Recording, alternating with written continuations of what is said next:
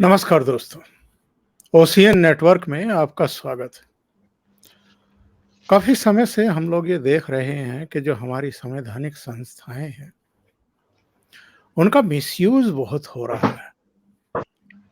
वो एक्चुअल में मूलतः जिस काम के लिए हैं, ठीक है वो काम भी कर रही हैं और इसीलिए देश गतिमान है, आगे बढ़ रहा है, प्रगति कर रहा है। और जो लक्ष्य है प्रधानमंत्री का कि 2047 तक उसको विकसित देशों की पाँत में ले जाकर के खड़ा करना है, उस ओर भी हमें शुभ संकेत मिल रहे हैं कि हम बढ़ रहे हैं। लेकिन क्या ही अच्छा हो कि सब यानी पक्ष भी, विपक्ष भी, जो आपसे सहमत हैं वो भी, जो आपसे असहमत हैं वो भी, मतलब मतांतर रखते हुए भी, मतभेद रखते हुए भी अगर सकारात्मक दृष्टिकोण अपनाएं और चीज़ों को रोकने के बजाय जो एक समालोचना होती है वो अगर आप अपना रुख रखें तो नतीजे और बेहतर आ सकते हैं। लेकिन हम देख रहे हैं कभी पेगासस को लेकर के, कभी बीबीसी की कोई डॉक्यूमेंट्री 2 खंडों में आ जाती है उसको लेकर के, कभी हिंडनबर्ग की रिपोर्ट को लेकर के, अडानी का मसला सिर पर उठा लेते हैं और कभी मणिपुर जैसा एक बहाना बनाया जाता है पार्लियामेंट को रोकने के लिए। और ये हम 2014 के बाद से देख रहे हैं। 2014 से पहले ये बात ठीक है कि जब डॉक्टर मनमोहन सिंह की सरकार थी, तो यूपीए सरकार के टाइम में बहुत सारे भ्रष्टाचार, घोटाले और गड़बड़ियां सामने आई थी। तब विपक्ष ने जेपी सिंह की मांग करते हुए करीब 13 दिन तक पार्लियामेंट को नहीं चलने दिया था। अब ये बहाना बनाते हैं कि साहब इन्होंने भी तो नहीं चलने दिया था। वो केवल एक बार था, एक मुद्दे को लेकर के था, लेकिन इन्होंने तो उसकी पूंछ पकड़ करके अब हर मुद्दे पर पार्लियामेंट के शुरू के 10, 12, 15 दिन बर्बाद करने ही करने हैं।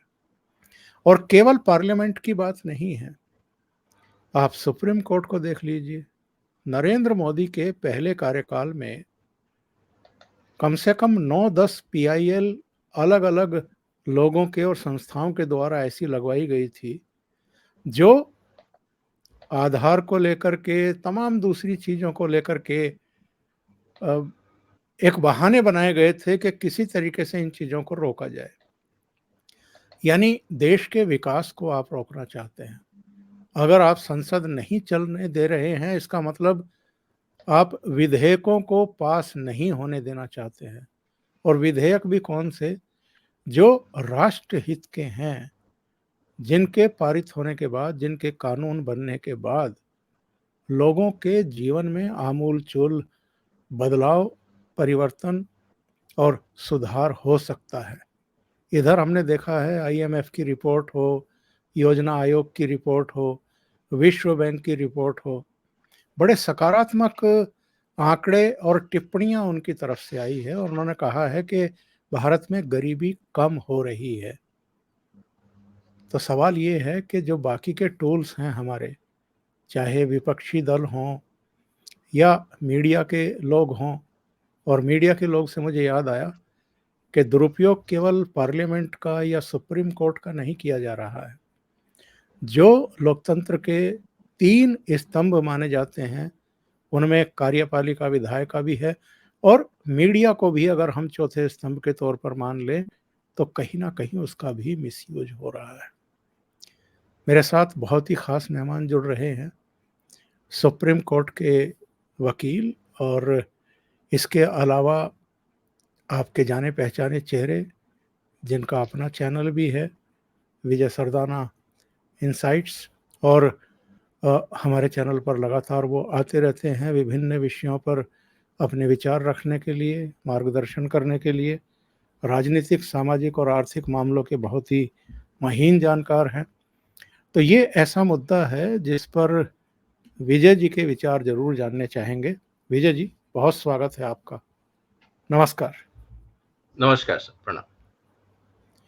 विजय जी, हम देख रहे हैं कि 20 जुलाई को संसद का मानसून सत्र शुरू हुआ था।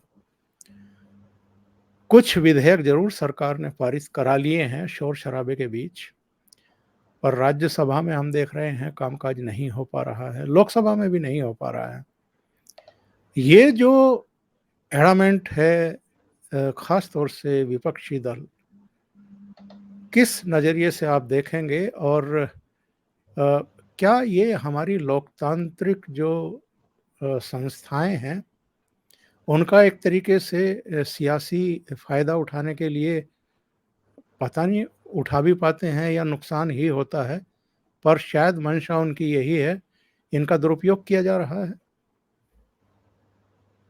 ओंकार जी, सबसे पहले आपको और दर्शकों को प्रणाम। जी, बहुत स्वागत है, नमस्कार।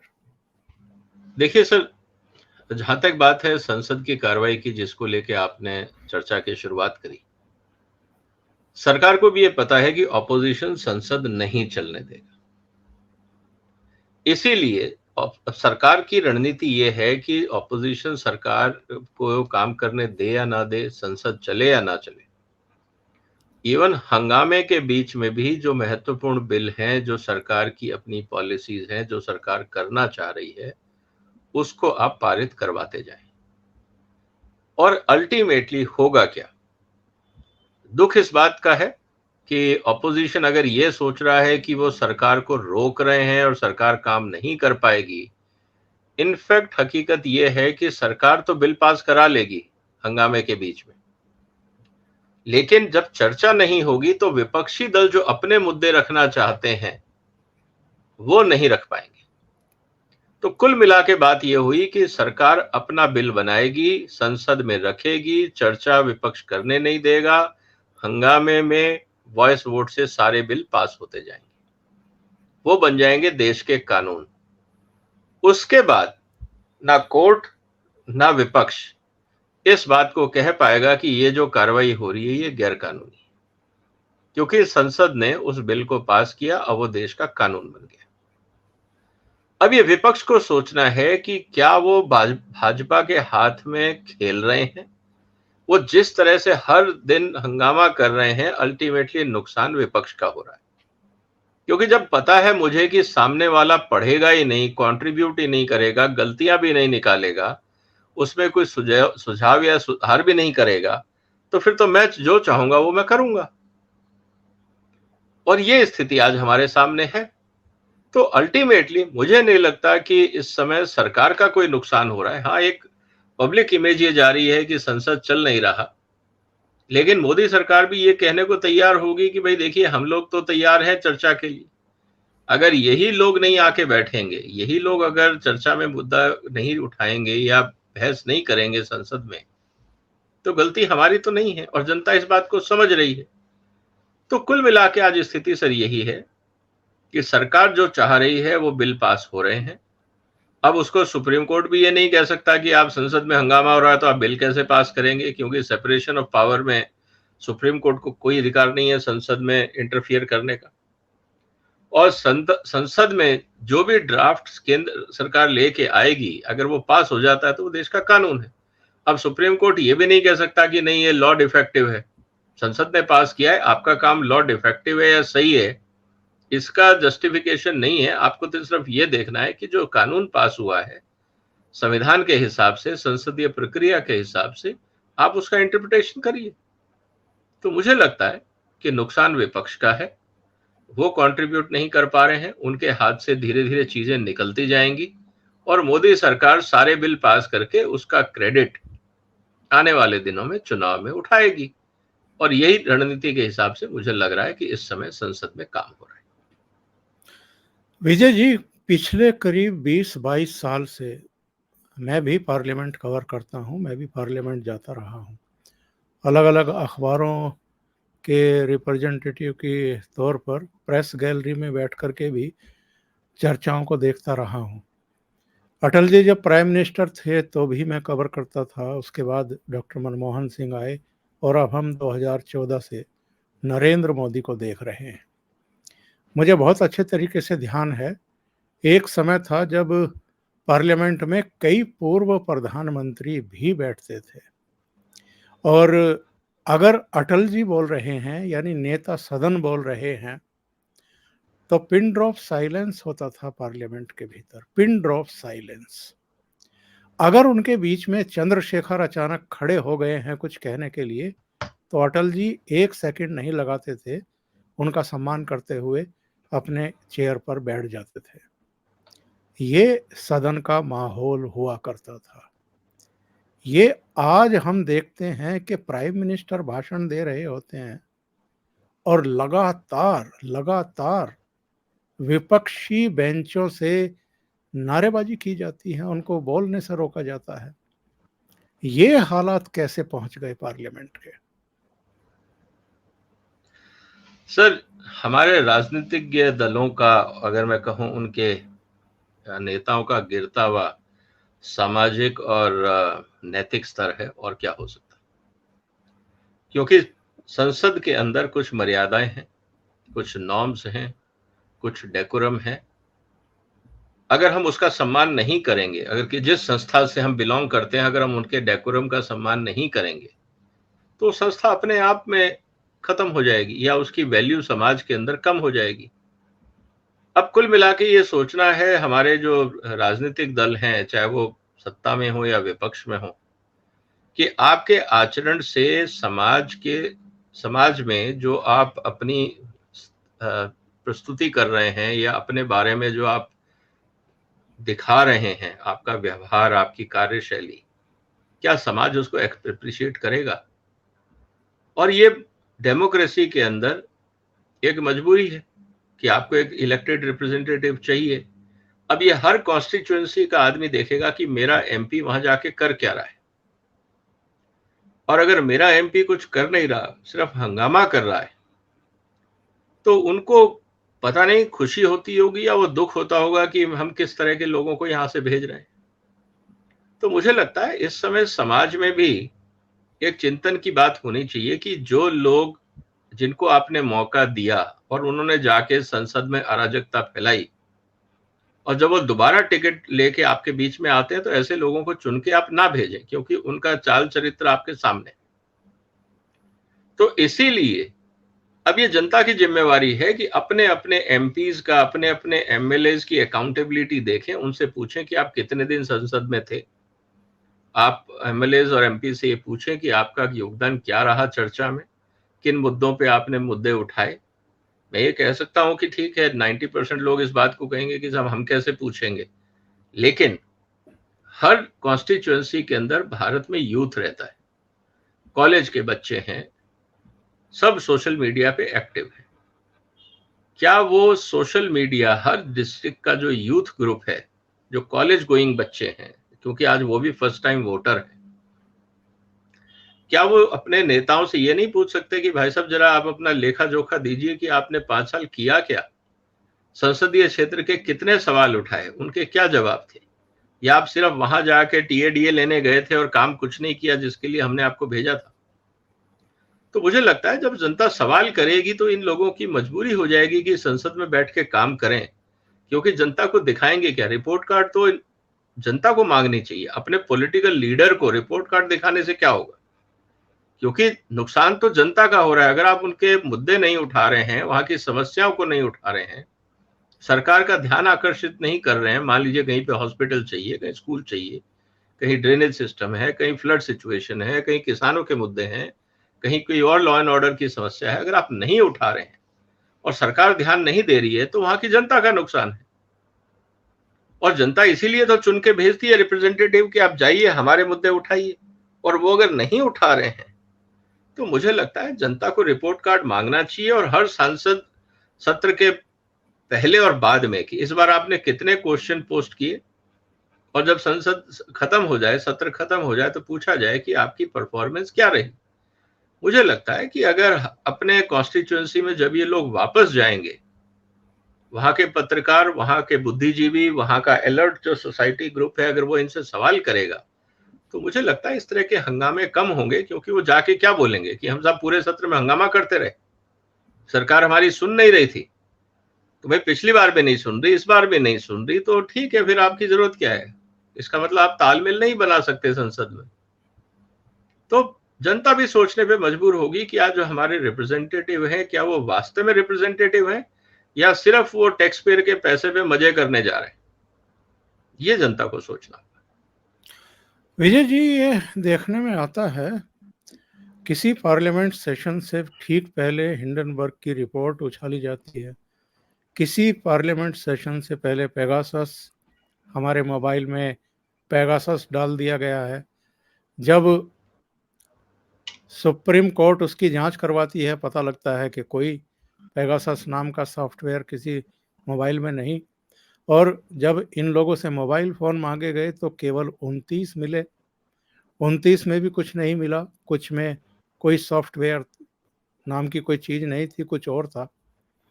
3 या 4 या 5 में ये जो हल्ले काटे जाते हैं, जो बहाने बनाए जाते हैं पार्लियामेंट सेशन को रोकने के लिए, कार्रवाई को रोकने के लिए, सरकार कुछ कर ना पाए। बीबीसी डॉक्यूमेंट्री का मैंने जिक्र किया, 3 कृषि कानूनों को लेकर के भी पार्लियामेंट को रोका गया था। यहाँ पर 13 महीने तक बवाल कराया गया था, दिल्ली के 4 तरफ कथित किसानों को बैठा करके, और ये हर बार होता है। इस बार भी एक वीडियो जो 70 दिन पहले का था, उसको अचानक मानसून सत्र से ठीक पहले सामने लाया गया। तो क्या हम ये माने कि जो मौजूदा विपक्ष है, या कहें कि जो मोदी विरोधी राजनीतिक दल हैं, वो हर पार्लियामेंट सेशन को डिस्ट्रॉय करने के लिए किसी ना किसी मसले को डिजाइन करते हैं? सर देखिए, ऑपोजिशन 2 तरह से काम कर सकता है। एक तो है कंस्ट्रक्टिव, समाज और देश के हित में आप मुद्दे उठाएं और सरकार को फोर्स करें कि आप उन पे काम करें। एक तो तरीका ये है। दूसरा तरीका ये है कि हम मुद्दे नहीं उठा पा रहे हैं तो कम से कम सरकार को जनता के बीच में बदनाम करने का कुछ मौका बनाया जाए, ताकि लोगों का सरकार से भरोसा हटे और फिर लोग उस पे उनके खिलाफ जाएं, और जब चुनाव आए तो इसका फायदा ऑपोजिशन को मिले। मुझे लगता है कि ये एक रणनीति के तहत किया जा रहा है, और ये उनका हक भी है कि भाई आप अपोजिशन है तो आप सरकार को घेरेंगे किसी ना किसी मुद्दे पे, अब जो उनको उचित लगता है वो करें। लेकिन सवाल इस बात का ये है कि अगर ऑपोजिशन ये सोच रहा है कि इस तरह का हंगामा करने से जनता मूड बदल देती है, तो ये जमाना सोशल मीडिया का है। चुनाव से पहले आज आप कुछ भी बोल दीजिए, चुनाव से पहले जिस तरह का माहौल क्रिएट किया जाएगा सोशल मीडिया के माध्यम से, वो बहुत अलग होगा, वो मुद्दे अलग होंगे जिसकी चर्चा आज हम कर रहे हैं। और सबको ये पता है कि लोगों की मेमोरी बहुत शॉर्ट है। उदाहरण के लिए आप किसान आंदोलन 13 महीने चला, जब यही किसान नेता पंजाब में वोट मांगने गए, सबकी जमानत जब्त हो गई। तो ये बताता है कि जो जनता है वो समझदार है। ठीक है, आपको हंगामा करना है, हम आपको मॉरल सपोर्ट दे रहे हैं, लेकिन इसका मतलब ये नहीं है कि हम आपकी पॉलिटिकल कैपेबिलिटी या एडमिनिस्ट्रेटिव कैपेबिलिटी को रेस्पेक्ट दे रहे हैं। ये बहुत अलग मुद्दे हैं। इसीलिए जब रैलियों में भीड़ आती है, इसका मतलब ये नहीं है कि भीड़ वोट में कन्वर्ट होगी। भीड़ जुटाने के तरीके, भीड़ों को इकट्ठा करने का तरीका, ये आज की तारीख में अपने आप में एक इंडस्ट्री है। कॉन्ट्रैक्ट दिए जाते हैं इस काम के लिए कि आपको हर एक एमएलए वार्ड वाले को बोला होगा कि भाई आपको एक एक बस भर के लेके आनी है, और हर मोहल्ले में 140 करोड़ की आबादी में इतने लोग तो मिल ही जाएंगे कि जो कहेंगे चल यार घूम के आते हैं। तो कहने का मतलब ये है कि भीड़ इकट्ठी करना अपने आप में एक उद्योग है। और जहां तक बात है जनता को, आज ये कितना भी हंगामा कर ले, मुझे नहीं लगता कि पेगासस किसी भी पॉलिटिकल पार्टी के मैनिफेस्टो का पार्ट होगा। ये बात हमें समझनी होगी सर। या किसान आंदोलन को लेके जो हंगामा हुआ, अब एग्रीकल्चर रिफॉर्म पे ये देखना होगा कि अगले चुनाव में अपोजिशन क्या एग्रीकल्चर सुधार के बारे में विचार रखता है। एक एजेंडा सबके खाते में होगा, वो है सब्सिडी बढ़ाएंगे। टैक्स पेयर के पैसे को कैसे बंदरबाट की जाए, लूटमार की जाए, इसका प्लान सबके पास है। लेकिन उसी इलेक्शन मैनिफेस्टो में कोई पार्टी ये नहीं लिखेगी कि रेवेन्यू जनरेशन कैसे होगा। लॉलीपॉप बांटना, रेवड़ी बांटने का एजेंडा सबके पास होगा। अब ये केजरीवाल अगर चाहे कि मैं 300 यूनिट बिजली देके चुनाव जीत जाऊंगा, ऐसा नहीं है। आप 300 बोलोगे, कांग्रेस 400 बोल देगी, हो सकता है बीजेपी 500 यूनिट बोल दे। ये कॉम्पिटिटिव पॉलिटिक्स अब शुरू हो गई है, तो इसमें कोई यूएसपी नहीं रहा। तो जब सभी फ्री बांट रहे हैं तो फिर जनता वापस उसी मुद्दे पे आ जाएगी कि चलिए ठीक है, फ्री तो सब दे रहे हैं, अब बताएं कि पार्टी अच्छी कौन सी। तो ये जो फॉर्मूले हैं फ्री गिफ्टिंग के, ये 1-2 चुनाव तक चलते हैं, इनकी लाइफ ज्यादा नहीं है, क्योंकि वो कॉपी पे सब कर लेते हैं।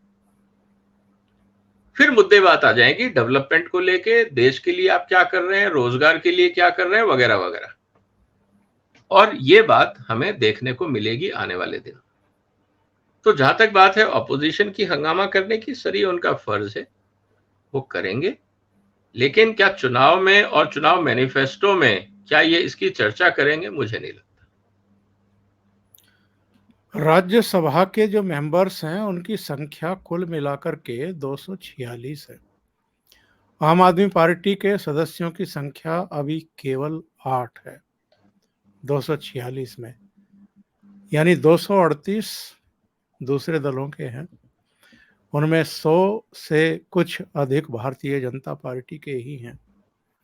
8 मेंबर, और 8 में से भी एक मेंबर संजय सिंह पार्लियामेंट को बंधक बनाने की कोशिश करे, सभापति के सामने खड़े होकर के उनको उंगली दिखाना करे, उन पर चिल्लाना शुरू करे कि साहब आप प्राइम मिनिस्टर को बुलाइए, वो मणिपुर जल रहा है उस पर बयान दें। और अल्टीमेटली जो हुआ वो सबने देखा है कि संजय सिंह को शेष सत्र से बाहर का रास्ता दिखा दिया गया।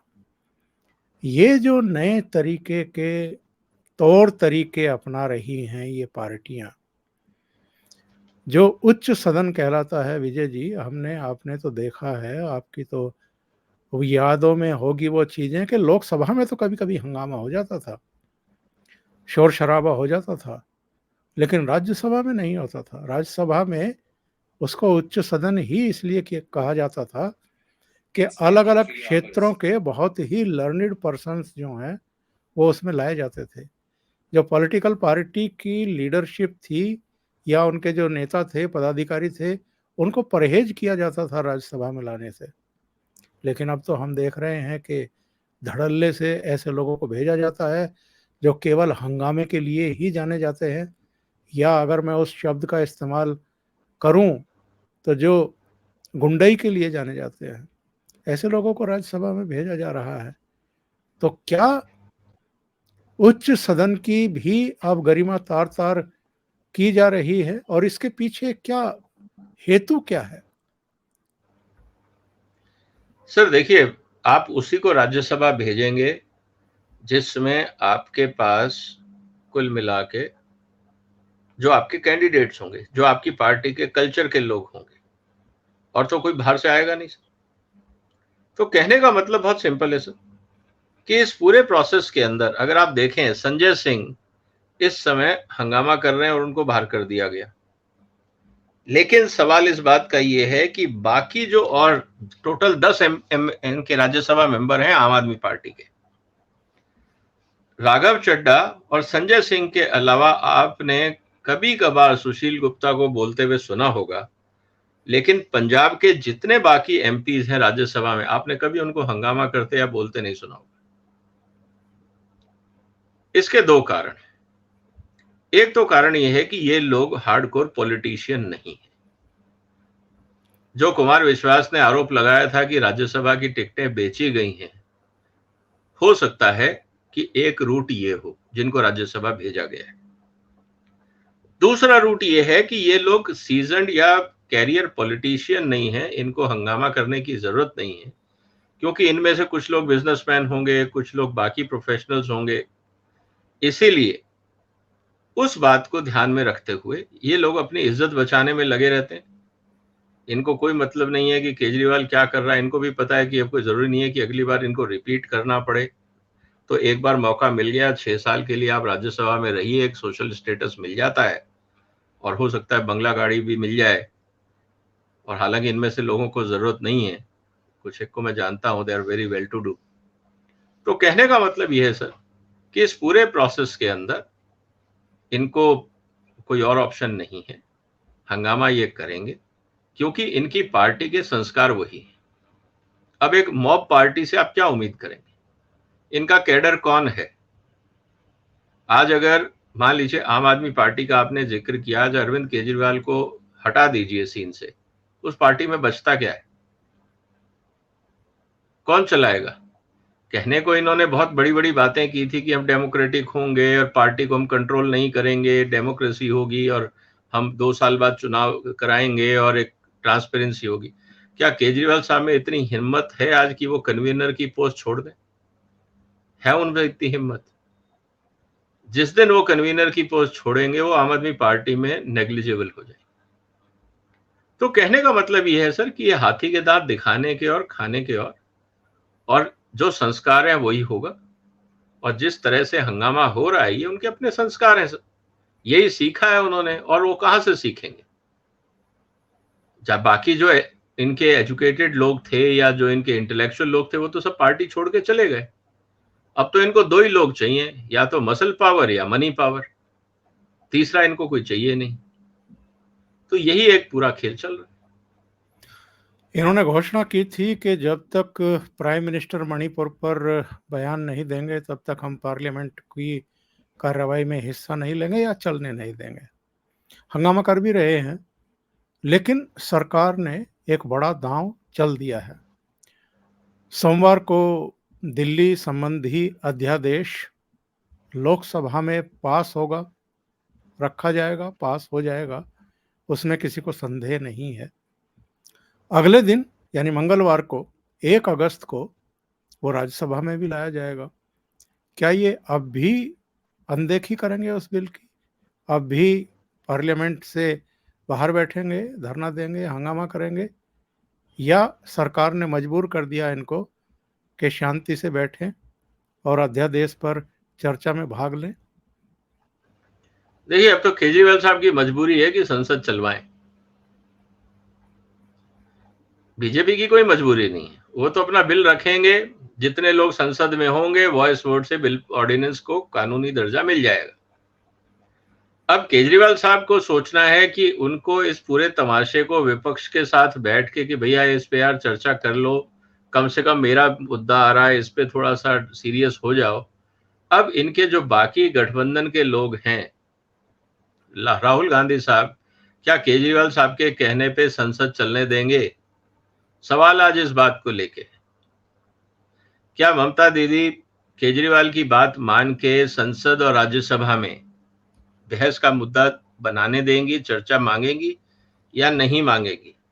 अब तो जिस तरह से केजरीवाल साहब घूम रहे थे पूरी दुनिया में, अपने लिए समर्थन इकट्ठा कर रहे थे, अब तो वो डी डे आ गया है, अब तो वो परफॉर्मेंस डे आ गया। अब इनको समझ में आ जाएगा कल की वे कितने लोग इनके साथ हैं, कितने नहीं है, कितने लोग इनको इग्नोर कर रहे हैं, कितने वॉकआउट कर रहे हैं।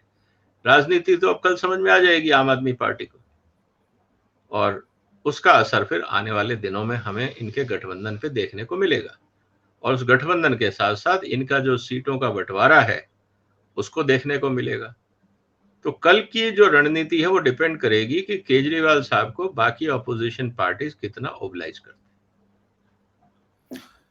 और अविश्वास प्रस्ताव लेकर के आए, सेल्फ गोल करने की तैयारी है, क्योंकि अतीत में भी हमने देखा है कि प्राइम मिनिस्टर जब जब जवाब देते हैं किसी चर्चा का तो बहुत शानदार तरीके से धुलाई करते हैं, फिर निचोड़ते हैं और सुखा देते हैं। तो इन्होंने क्या ये अपनी धुलाई करने के लिए अविश्वास प्रस्ताव लाने का फैसला किया है, या बाद में सोचा होगा इन्होंने कि ये क्या कर दिया? देखिए, कई चीजें क्या होती हैं कि सर कुल मिला के अभी तो इस पे नो कॉन्फिडेंस मोशन पे डेट आना बाकी है, लेकिन अब कुछ तो जनता को दिखाना है कि हम कर क्या रहे हैं।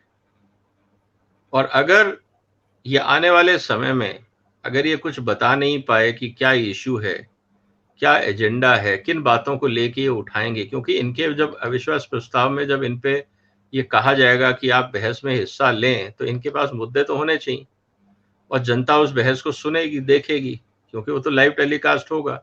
या ऐसा तो नहीं है कि इन्होंने अविश्वास प्रस्ताव मांग तो लिया कि भाई चले इस पे बहस हो और बहस वाले दिन ये खुद ही हंगामा करने लग जाए, ये भी पॉसिबल है। तो कहीं ना कहीं मुझे लगता है कि ये एक कई फ्रंट पे एक साथ खेलने की कोशिश कर रहे हैं, लेकिन उसका प्रॉब्लम ये है कि इनमें कोऑर्डिनेशन नहीं हो पा रहा है। और सबसे बड़ा जो झगड़ा है इस समय, ये जो इन्होंने कोलिशन बनाया है, इसका सबसे बड़ा झगड़ा ये है, इसमें दो चीजों की सबसे बड़ी कमी, एक नीति और एक नेता। ना इनका कोई नेता है जिसकी ये बात सुने। हर आदमी, जितने, जिसे कहते हैं ना कि too many cooks spoiling the broth, तो ये जितने लोग हैं ये कुल मिला के अलग अलग डायरेक्शन में इस ग्रुप को खींच रहे हैं, इसलिए यहाँ पे प्रॉब्लम्स बढ़ेंगी। और नीति नहीं है, आपने ग्रुप बनाया, उसका नाम रख दिया, लेकिन उस ग्रुप की नीति क्या है ये अभी तक तय नहीं हुई। अब कंफ्यूजन ये है कि जो बाकी लोग हैं, सारे पॉलिटिशियन हैं, सबको हेडलाइन चाहिए। अब उनको ये समझ में नहीं आ रहा कि जाके बोलेंगे क्या प्रेस में। क्या हम ये बोलेंगे कि साहब संसद में चर्चा होनी चाहिए या नहीं होनी चाहिए, नो कॉन्फिडेंस मोशन आना चाहिए या नहीं आना चाहिए, अब कौन डिसाइड कर रहा है। तो ये कुल मिला के स्थिति ऐसी है सर कि आने वाले समय में हमें देखना है, लेकिन जब तक नेता और नीति इनकी क्लियर नहीं होगी, ये एक झुंड के रूप में इधर उधर घूमते रहेंगे, इनको डायरेक्शन नहीं मिल पाएगा। आखिर में एक चर्चा हम सुप्रीम कोर्ट पर भी करना चाहेंगे सरदाना जी। ये देखने में आ रहा है कि पीआईएल के नाम पर बहुत सारे ऐसे विकास के कामों को रोकने की चेष्टा की जाती है सुप्रीम कोर्ट के जरिए। हमने सेंट्रल विस्टा के मामले में भी देखा, नई पार्लियामेंट के मामले में भी देखा। 3 कृषि कानूनों पर भी लोग पहुंच गए थे, उस पर तो लंबी बहस चली सरकार की तरफ से। सॉलिसिटर जनरल के अलावा साल्वे साहब भी शुरू में हमें दिखाई दिए थे पार्लियामेंट सुप्रीम कोर्ट में पैरवी करते हुए। अनंत विषय हैं जिनको पीआईएल के जरिए वहां ले जाया जाता है, और जो राष्ट्र हित की योजनाएं हैं उनमें भी अड़ंगे लगाए जाते हैं, तरह तरह के बहाने। सेंट्रल विस्टा में भी पर्यावरण से लेकर के पता नहीं कितनी बातें जो हैं वो वहां दलील के रूप में रखी गई थी। ये अलग बात है कि सुप्रीम कोर्ट उनमें से अधिकांश मामलों में इनकी दलीलों से सहमत नहीं हुआ और उसने प्रोजेक्ट्स को हरी झंडी दिखाई। लेकिन टाइम तो किल होता है, और पैसा भी चाहे गवर्नमेंट का लगे या दूसरी पार्टियों का लगे, जहाँ से भी आ रहा होगा, पैसा भी बर्बाद होता है। सुप्रीम कोर्ट का वक्त बर्बाद होता है। 70,000 केस तो अकेले सुप्रीम कोर्ट में ही पेंडिंग पड़े हुए हैं। जी देखिए सर, किसी का पैसा बर्बाद नहीं होता, टैक्स पेयर का पैसा बर्बाद होता है। सुप्रीम कोर्ट पूरा का पूरा टैक्स पेयर के पैसे से चलता है।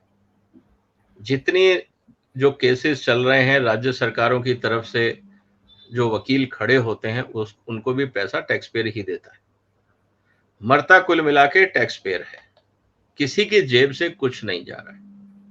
जिस दिन हिंदुस्तान में एक कानून बन गया कि कोई भी पीआईएल अगर फाइल की जाएगी, उसका खर्चा जो पीआईएल कर रहा है उसको देना होगा, और उसके बाद चाहे वो सरकार की तरफ से हो, विपक्षी दल की तरफ से हो, इंडिविजुअल की तरफ से हो, तो मुझे लगता है एक डिसिप्लिन आएगा। पहली बात, पीआईएल के लिए कुछ मानदंड सुप्रीम कोर्ट ने बनाए हुए हैं। अब सवाल ये है कि क्या जो पीआईएल फाइल हो रहे हैं उनका पर्पस पॉलिटिकल है या पब्लिक वेलफेयर है।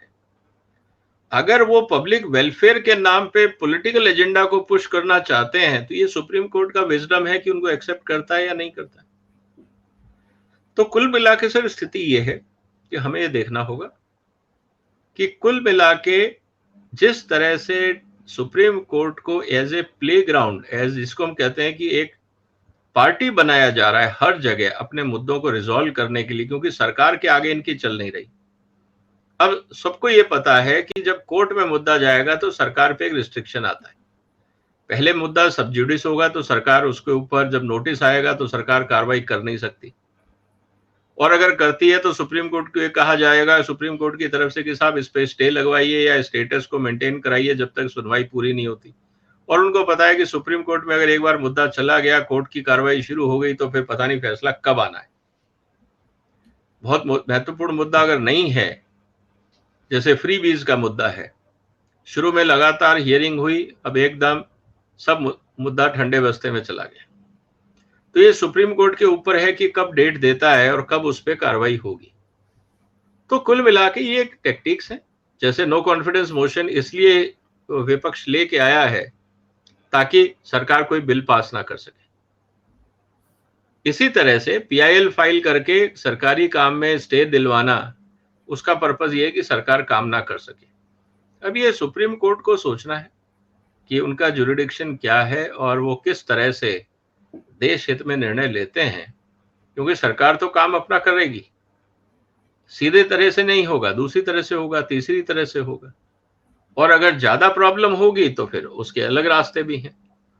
तो कई तरीके हैं सरकार के पास, सिस्टम उनके पास है। कानून कोई जरूरी नहीं है कि हर बिल पास किया जाए, वो एडमिनिस्ट्रेटिव ऑर्डर भी एग्जिस्टिंग कानून में निकाल के भी प्रोविजनिंग कर सकते हैं।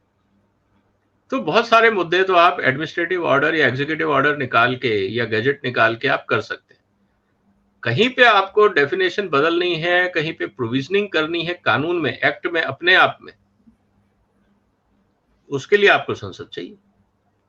और बहुत सारे मुद्दे ऐसे हैं जहां पे सरकार सिर्फ डेफिनेशन बदल रही है या एक दो लाइनें या वर्ड इंसर्ट कर रही है, उससे ही बहुत बड़ी फ्लेक्सिबिलिटी सरकार को मिल जाती है, फिर सरकार जैसे चाहेगी वैसे कंट्रोल करेगी। तो इसीलिए हर बिल को पढ़ना, उसके इम्प्लीकेशंस को समझना, उसमें सुझाव देना, जब तक ये नहीं होगा तब तक ऑपोजिशन का कंट्रीब्यूशन जीरो रहेगा, और सरकार को ये पूरा प्लेग्राउंड खुला छोड़ के दे रहे हैं कि सरकार जो चाहे वो करे, और फिर बाद में बोलेंगे कि सरकार ने देखिए ये क्या कर दिया, ये देश हित में नहीं है, ये समाज के हित में नहीं है। तो सवाल ये है कि जब चर्चा हो रही थी, बिल जब संसद में आया था, तब आप कहाँ थे? आपके लोग क्या कर रहे थे?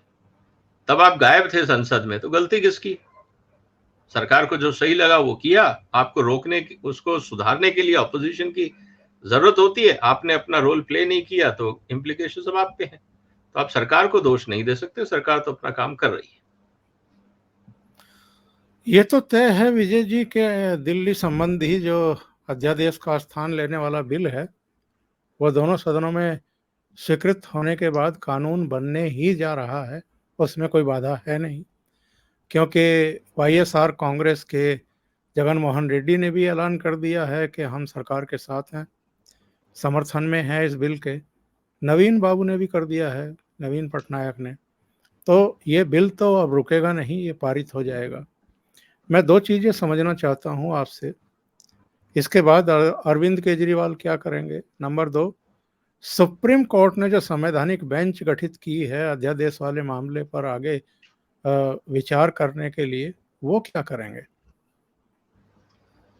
देखिए, जहां तक मुझे लगता है कि सुप्रीम कोर्ट को, ये मेरा पर्सनल व्यू है, जजेस की सोच अपनी होती है, मेरा ये मानना है कि जिस तरह से हम सेपरेशन ऑफ पावर की बात करते हैं, जब मैटर सब जुडिस होता है, कोर्ट में होता है, तो कोई तीसरी पार्टी को, खासकर लेजिस्लेटिव या एग्जीक्यूटिव को, ये कहा जाता है कि आप इंटरफियर ना करें। एक बार जब कोर्ट का ऑर्डर आ जाए तब आप उस पर जो व्यूज देने हैं, उस पर रिएक्शंस देने, वो आप दीजिए, लेकिन जब मैटर सब जुडिस हो तो आप इंटरफियर ना करें।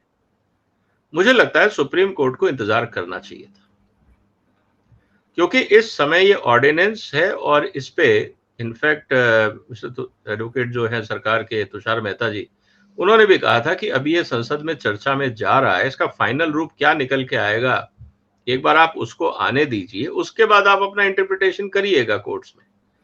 लेकिन मुझे लगता है कि सुप्रीम कोर्ट ने इसको जल्दबाजी में क्यों किया, क्यों उन्होंने पार्लियामेंट्री प्रोसीजर को कंप्लीट होने का इंतजार नहीं किया? क्या सुप्रीम कोर्ट इस तरह के जब मैटर पार्लियामेंट के अंदर विचाराधीन हो और ऑर्डिनेंस है, और निश्चित रूप से वो बिल बनेगा, बिल जाएगा पार्लियामेंट में और चर्चा होगी, कानून बनेगा, उसके बाद रिव्यू करने का पूरा अधिकार सुप्रीम कोर्ट के पास था। जल्दबाजी करके इस तरह के प्रावधान को लाना, क्या ये सही प्रेसिडेंस सुप्रीम कोर्ट खड़ा कर रहा है? मुझे नहीं लगता, क्योंकि हो सकता है आने वाले समय में जब भी ऑर्डिनेंस इशू हो, ऑपोजिशन पार्टी चली जाएगी कि साहब इसका रिव्यू करवाइए। तो कुल मिला के क्या हम एक सही हेल्दी परंपरा की शुरुआत कर रहे हैं? और कल को मान लीजिए अगर पार्लियामेंट में सब जुडिस मैटर पे चर्चा हो तो क्या सुप्रीम कोर्ट को अच्छा लगेगा?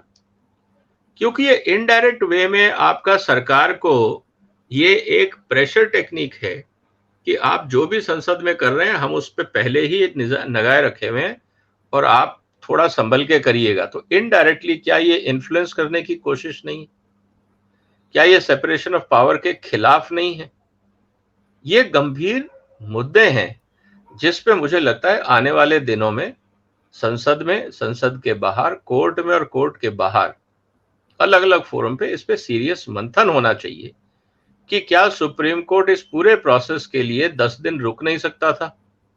क्योंकि 20 तारीख को इन्होंने ऑर्डर दिया, 1 महीने की बात थी, 20 जुलाई ना होके 20 अगस्त को ऑर्डर दे देते कि भाई अब ये संसद में पास हो गया, अब हम इसका निर्णय देखेंगे कि क्या ये संविधान के हिसाब से है या नहीं। तो मुझे लगता है कि यहाँ पे थोड़ा सा एक प्रोएक्टिव अप्रोच या जुडिशियल एक्टिविज्म, अगर मैं ये कहूं, सुप्रीम कोर्ट की तरफ से लगता है। लेकिन जो आर्ग्यूमेंट सुप्रीम कोर्ट ने दिया है कि there is a conflicting view between 2 paragraphs, 239 AA में जो पैरा 7 है उसको लेके उन्होंने कहा है कि ये कन्फ्लिक्टिंग दिख रहा है। कन्फ्लिक्टिंग दिख रहा है तो, लेकिन ये भी तो ऑर्डिनेंस है, तो राष्ट्रपति महोदय ने अपनी तरफ से इशू किया है, तो आप राष्ट्रपति के विजडम को क्वेश्चन कर रहे हैं। पहली बात, क्या सुप्रीम कोर्ट को ये उचित है? पहला सवाल। और जब ये ऑर्डिनेंस ऑलरेडी पार्लियामेंट सेशन में है तो ये तो जाना ही है पार्लियामेंट में, तो आप पार्लियामेंट सेशन खत्म होने का इंतजार कर लेते। हो सकता है कि आखिरी दिन ये पेश होता। तो जब पार्लियामेंट सेशन खत्म होना ही है तो इतनी जल्दबाजी किस बात की थी? तो मुझे लगता है यहाँ पे एक टेक्निकल मुद्दा है और आने वाले दिनों में सुप्रीम कोर्ट ने क्यों किया, किस लिए किया, इसकी चिंतन मुझे लगता है कि लॉ कॉलेजेस में, लॉ फैकल्टी में और बार काउंसिल्स में होनी चाहिए। केजरीवाल क्या करेंगे? शर्ट फाड़ करके छाती पीटेंगे क्या पार्लियामेंट के सामने खड़े होकर के? नहीं, उनका तो प्रेस कॉन्फ्रेंस होगा, कुछ पोस्टरबाजी होगी, कुछ आपस में। कुल मिला के एक बात उनको समझ में आ जाएगी कि भैया विपक्ष के भरोसे तुम अपना खेल नहीं खेल सकते। और केजरीवाल साहब, जहां तक मुझे लगता है, जब तक चुनाव आएंगे वो इस गठबंधन से बाहर हो जाएंगे। वो कहेंगे भैया मेरे तुम्हारे से मेरा पटरी नहीं जम रहा है, मैं अपनी दुकान अलग चलाऊंगा, तुम अपनी ढपली अलग बजाओ। तो कुल मिला के मुझे नहीं लगता कि केजरीवाल आने वाले चुनाव तक इस गठबंधन में साथ रहेगा, क्योंकि वो उसकी जो एम्बिशन है उसके अगेंस्ट है।